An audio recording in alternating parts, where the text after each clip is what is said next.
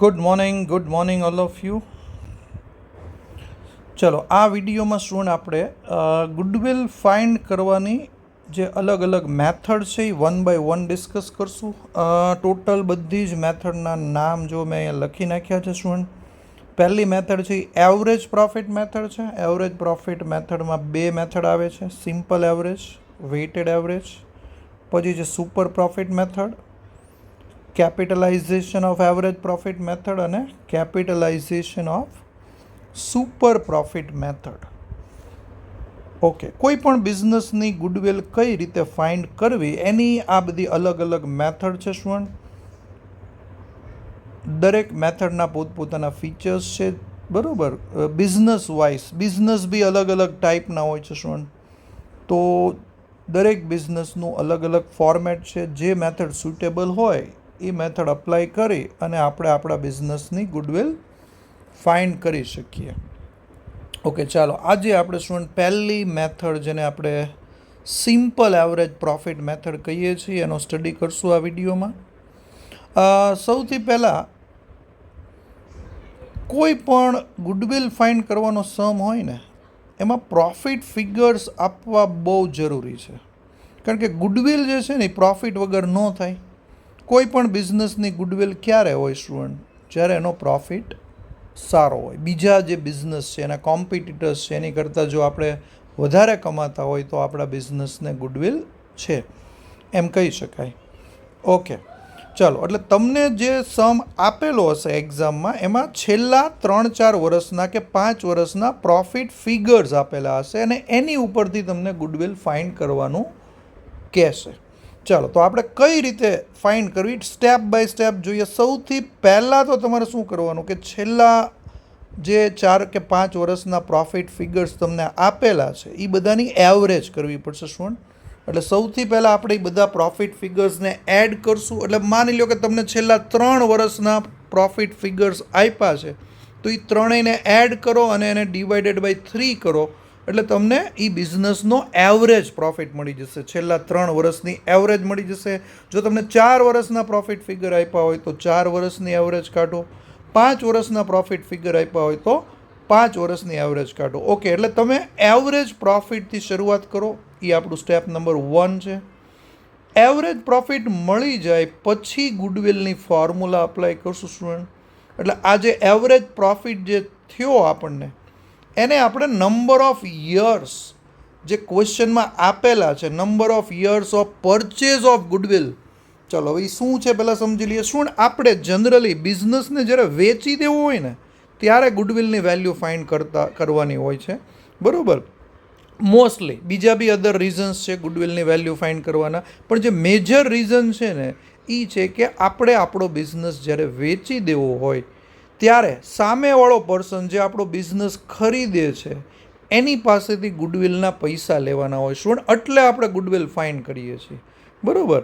Okay, તો હવે આપણો જે એવરેજ પ્રોફિટ હોય ને એની અમાઉન્ટ આપણે સામેવાળા પાર્ટી પાસેથી વસૂલ કરવાની હોય છે.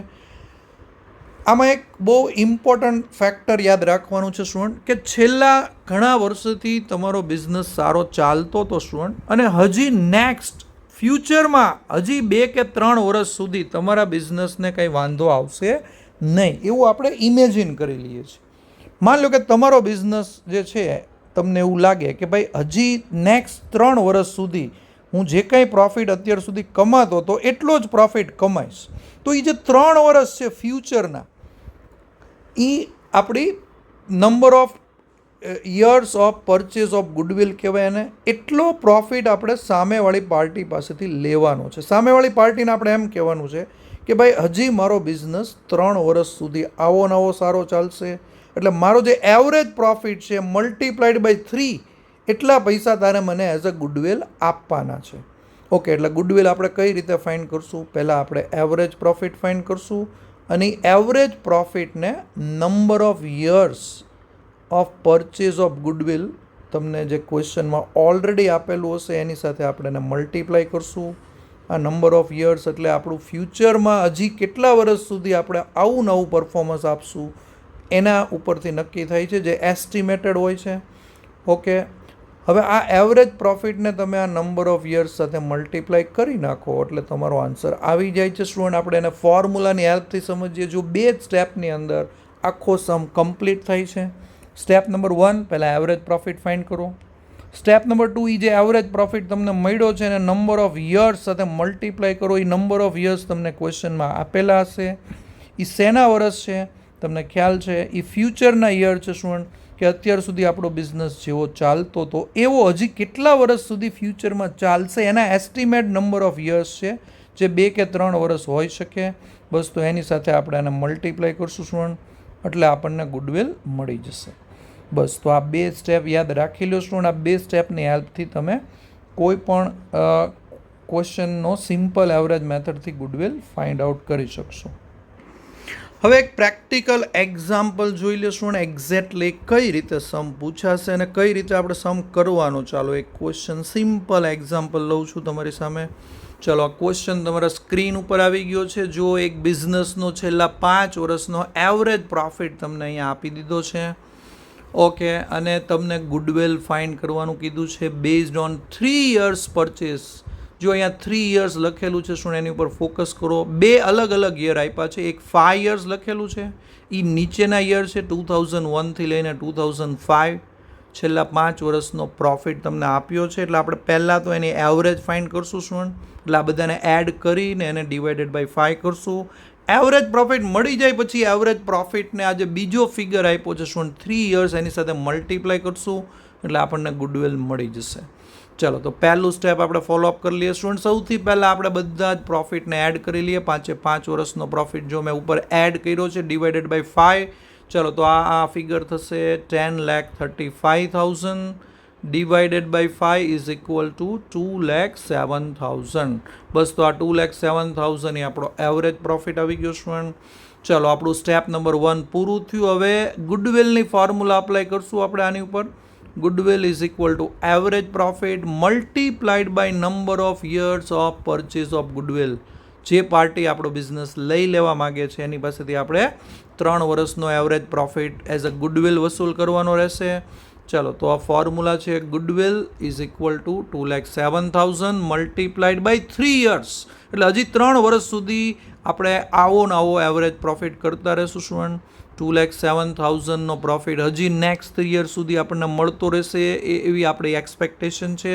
બસ તો એ જ આપણી ગુડવિલ છે સ્ટુડન્ટ. ચાલો મલ્ટીપ્લાય કરો તો આપણી ગુડવિલ આવી ગઈ 6,21,000. બસ તો આ આપણી વેલ્યુ આવી ગઈ સ્ટુડન્ટ ગુડવિલની. એટલે જો કોઈ માણસ આપણો બિઝનેસ ખરીદી લેવા માગે છે, પરચેસ કરવા માગે છે, તો એને આપણી પ્રોપર્ટીના પૈસા તો આપવા જ પડશે. આપણું બિઝનેસનું જે વેલ્યુએશન છે એના પૈસા તો આપણે લેશું જ એની પાસેથી. ઉપરથી 6,21,000 એક્સ્ટ્રા લેશું, ગુડવિલના લેશું આપણે એની પાસેથી. ઓકે સ્ટુડન્ટ, તો આ હતી આપણી પહેલી મેથડ, સિમ્પલ એવરેજ મેથડ જેને કહીએ છીએ. હવે આ મેથડના થોડાક મેઇન ફીચર્સ ડિસ્કસ કરી લઈએ સ્ટુડન્ટ. આ મેથડ જે છે એ ક્યારે યુઝ કરવી એડવાઇઝેબલ છે. આ મેથડ સ્ટુડન્ટ ત્યારે જ યુઝ કરવી જ્યારે પ્રોફિટ ફ્લક્ચ્યુએટિંગ હોય. ફ્લક્ચ્યુએટિંગ એટલે ફોર એક્ઝામ્પલ કોઈ ફિક્સ ટ્રેન્ડ ન હોય. જેમ કે સપોઝ આ વર્ષે તમારો પ્રોફિટ 1 લાખ થયો, બીજા વર્ષે માની લો કે 1 લાખથી થોડોક વધી ગયો, 1,20,000 થયો, ત્રીજા વર્ષે પાછો થોડોક ઘટી ગયો. એટલે સતત વધારો અને ઘટાડો બેય ટ્રેન્ડ જોવા મળતા હોય તમારા બિઝનેસમાં. ક્યારેક પ્રોફિટ વધતો હોય તો પાછો ક્યારેક ઘટતો હોય, તો એને ફ્લક્ચ્યુએશન કહેવાય સ્ટુડન્ટ. ફ્લક્ચ્યુએટિંગ પ્રોફિટ કહેવાય. જો તમારા બિઝનેસનો છેલ્લા 5 વર્ષના પ્રોફિટ ફિગર્સ તમે સ્ટડી કરો કે છેલ્લા અમુક વર્ષોના, અને તમને એમ લાગે કે ભાઈ ક્યારેક પ્રોફિટ વધે છે તો ક્યારેક ઘટે બી છે, કોઈ ફિક્સ ટ્રેન્ડ નથી. એવું નથી કે સતત વધતો જ જાય છે, એવું નથી કે સતત ઘટતો જ જાય છે. બેય ટ્રેન્ડ જો જોવા મળે તો આ મેથડ યુઝ કરવી એડવાઇઝેબલ છે. Yes, simple average method. ચલો બીજું એક ફીચરની વાત કરીએ સ્ટુડન્ટ, કે આ મેથડથી જ્યારે તમે સમ કરો તો એવું જરૂરી નથી કે દર વર્ષે તમારા બિઝનેસને પ્રોફિટ જ થયો હોય. વચ્ચે એકાદ વર્ષે ક્યારેક લોસમાં પણ તમે હોય એવું બને, તમારો બિઝનેસ લોસમાં ચાલતો હોય એવું બને. ઓકે, તો જો માની લો કે એકાદ ફિગર જો લોસમાં આવ્યો હોય તો એને નેગેટિવ ફિગર ગણવાનો છે. શું એને આપણે બ્રેકેટથી હાઇલાઇટ કરશું. એટલે જે યરમાં તમને લોસ થયો હોય એ ફિગરને બ્રેકેટમાં લખશું આપણે. એટલે એ નેગેટિવ ફિગર છે એમ આપણે માનવાનું. એટલે તમે જ્યારે એવરેજ કાઢો તો એ લોસવાળા ફિગરને પ્લસ નહીં કરવાનો, એને માઇનસ કરશું.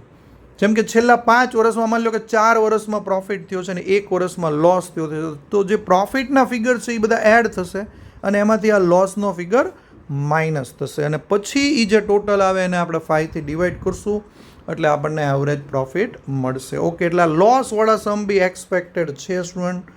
તો તમે ટેક્સ્ટ બુકના ઇલસ્ટ્રેશન જુઓ, એમાં એકાદ લોસવાળો સમ બી મળશે તો એને સ્ટડી કરજો અને એક્સરસાઇઝમાં સિમ્પલ એવરેજને બેઝ જેટલા સમ છે એ ટ્રાય કરો. ઓકે સ્ટુડન્ટ, તો આપણી આ પહેલી મેથડ પૂરી થઈ છે, સિમ્પલ એવરેજ મેથડ. આની પછીના વિડીયોમાં આપણે વેઇટેડ એવરેજ મેથડનો યુઝ કરશું. ઓકે, હવે આ મેથડના થોડાક લિમિટેશન છે સ્ટુડન્ટ. આ મેથડ સિમ્પલ છે, એ એક એનો બેનિફિટ છે, ઇઝી ટુ કેલ્ક્યુલેટ છે, તરત થઈ જાય છે, આના ઘણા બેનિફિટ છે, પણ એટ ધ સેમ ટાઈમ અમુક લિમિટેશન્સ છે.